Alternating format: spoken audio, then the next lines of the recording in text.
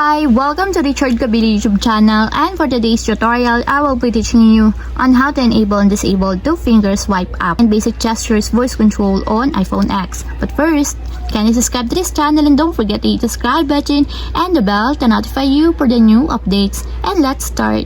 Using your iPhone X, from your home screen, first go to Settings. Then in the Settings, scroll down and find the Accessibility and then Top. Then in the Accessibility, scroll down again and go to Physical and Motor section and then tap the Voice Control.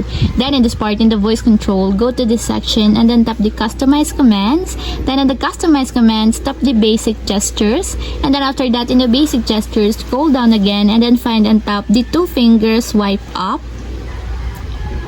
Then in the two-finger swipe up, as you can see that it is already enabled. But you have to activate also the switch button under the confirmation required to fully enable the two-finger swipe up in basic gestures until it becomes green.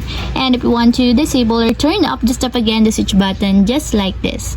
And that's it, we have successfully enabled and disabled two-finger swipe up in basic gestures voice control on iPhone X. If you have a question, can you comment down below and don't forget to hit the subscribe button and the bell to notify you for the new updates. And thank you for watching!